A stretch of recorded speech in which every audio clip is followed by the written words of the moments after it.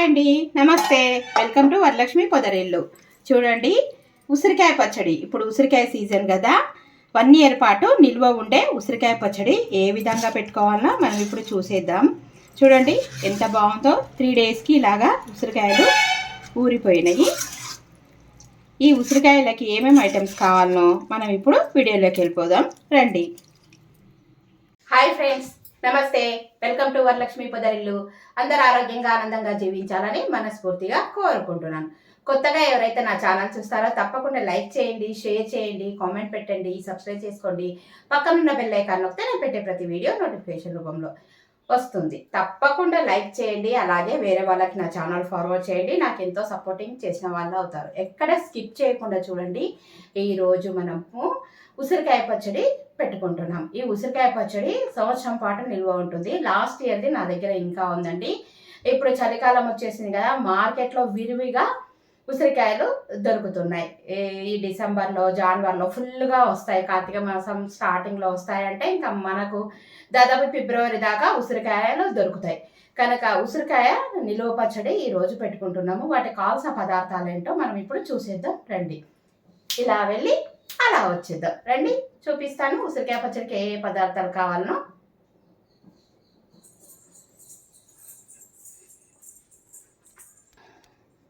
ముందుగా ఉసిరికాయలు ఇవి 1 కేజీ చిన్న ఉసిరికాయలు చూడండి, ఫ్రెష్గా కడిగి తీసి పెట్టుకున్నా. ఇలాగ ఎక్కడైనా నల్ల నల్లగా ఉంటే చాకుతోని తీసేసుకోండి, లేదంటే ఒక స్పూన్ పట్టేసి ఇలాగ గిల్లితే కూడా ఏదన్నా ఉంటే వచ్చేస్తుంది. నేను ఇవి ఆల్రెడీ నైట్ గిల్లి పెట్టాను.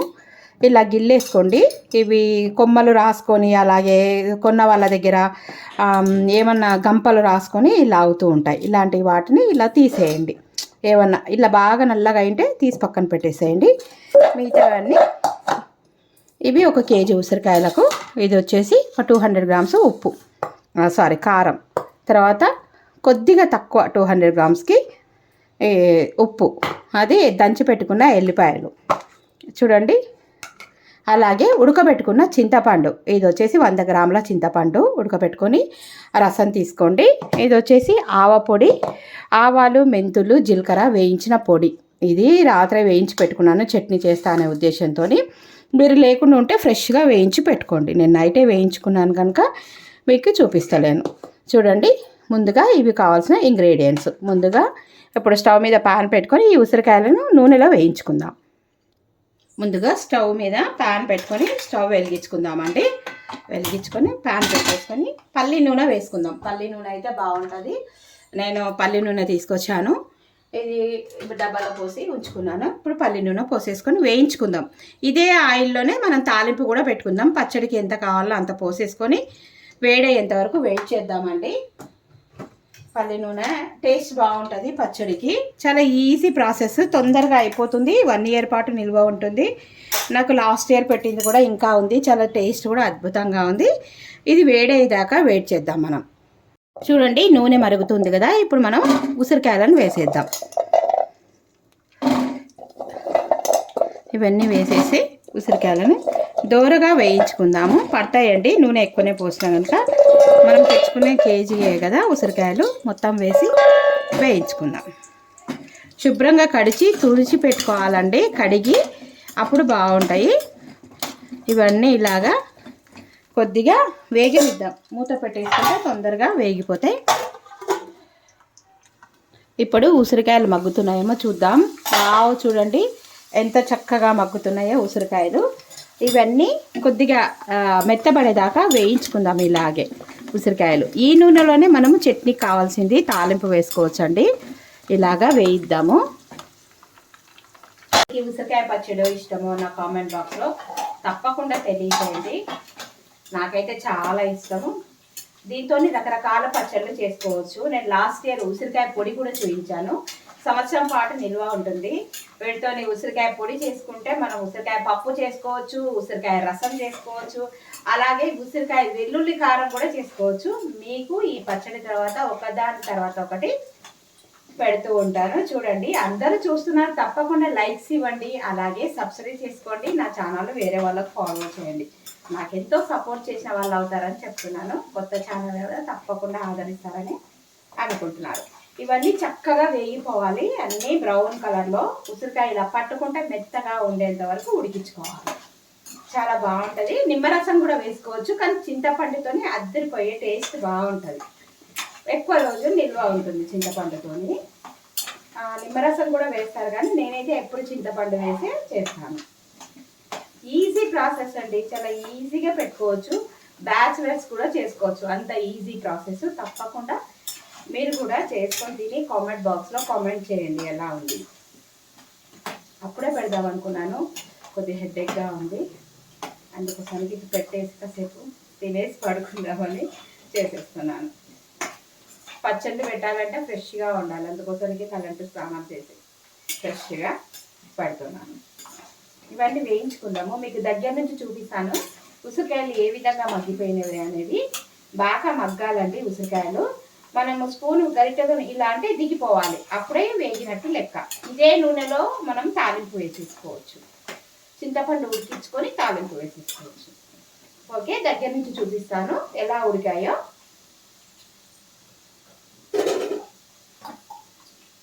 ఎంత బాగా చక్కగా ఉడికిపోతున్నాయో.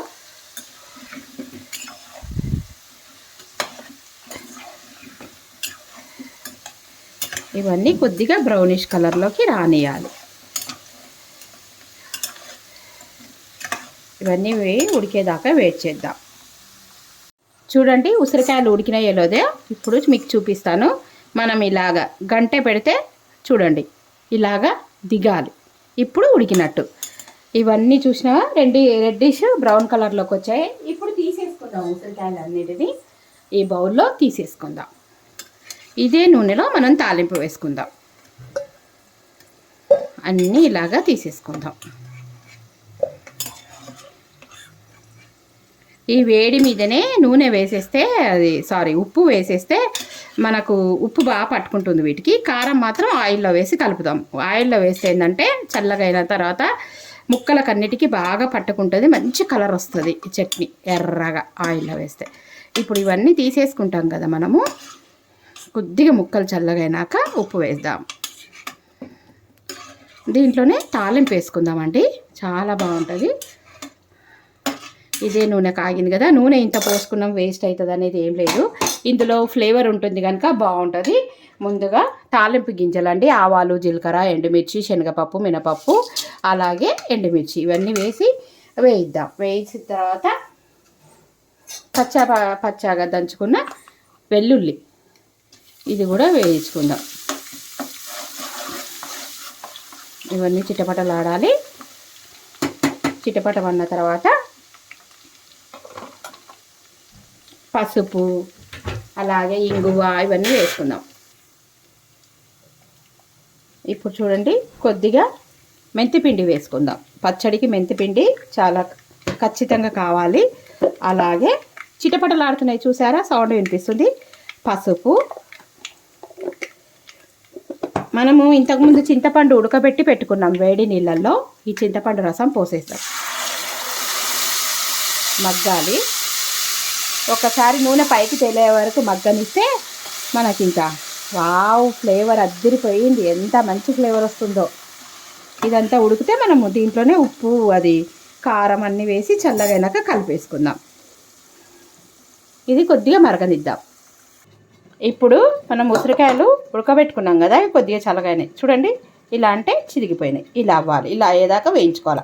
ఇప్పుడు మనం దీంట్లోకి ఉప్పు వేసుకుందాం. ఉప్పు చూసి వేసుకుందామండి. ఉప్పు ఇలాగా కలిపి తర్వాత ఆవపొడి కూడా సగమే వేస్తున్నాను. తర్వాత ఎల్లిపాయలు, దంచి పెట్టుకున్న ఎల్లిపాయలు, ఆవపొడి, జీలకర్ర, మెంతులు వేసాను. కారం మాత్రం ఆయిల్లో వేస్తాను. ఇప్పుడు ఒకసారి చూద్దాం చింతపండు ఉడికిందేమో చూసేద్దాం. వావ్ చూడండి ఆయిల్ పైకి తేలింది అంటే చింతపండు ఉడికినట్టు లెక్క. ఇప్పుడు స్టవ్ ఆఫ్ చేద్దాము.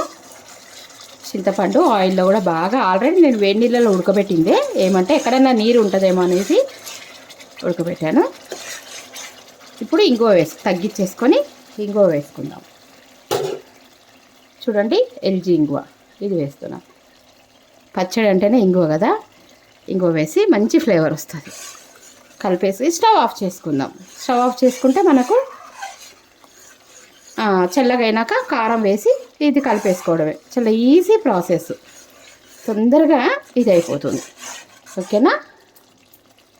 ఒకసారి మూత పెట్టుకొని ఇంగువ స్మెల్ పోకుండా ఉడికించుకుందాం. వావ్, చింతపండు చూడండి కొత్త ఉడికేస్తుంది. ఇప్పుడు స్టవ్ ఆఫ్ చేద్దాం. స్టవ్ ఆఫ్ చేశాను.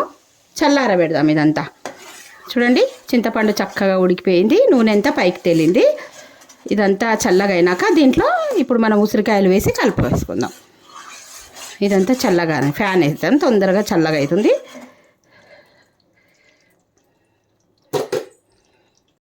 చూడండి ఇప్పుడు చల్లగా అయిందేమో చూద్దాం. చల్లగా అయింది. దీంట్లో మనము కారం కలిపేసుకుందాం. చూడండి ఈ కారం కలిపేసి గరిటెతో బాగా కలిపేసుకుందాం.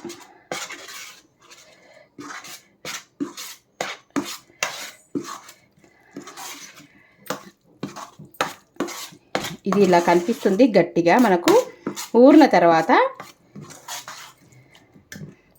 ఇప్పుడు మనం ఇంతకుముందు ఆవపొడి, అలాగే ఉప్పు, తర్వాత ఎల్లిపాయ ముద్ద ఇవన్నీ వేసుకున్నాం కదా, ఇది వేసి కలిపేసుకుందాం. ఒక్కరోజైతే బాగా ఊరుతుంది.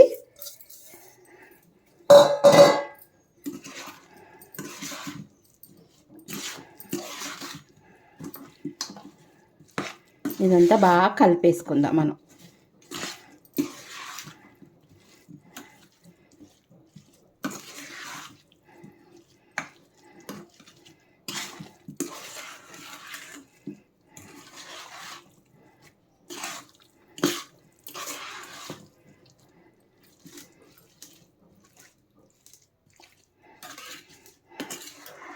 ఇప్పుడు ఇలా గట్టిగా ఉంది కదా, మీకు తెల్లవారు చూపిస్తాను చూడండి ఎలా ఊరిపోయి ఉంటుందో నూనె అంతా.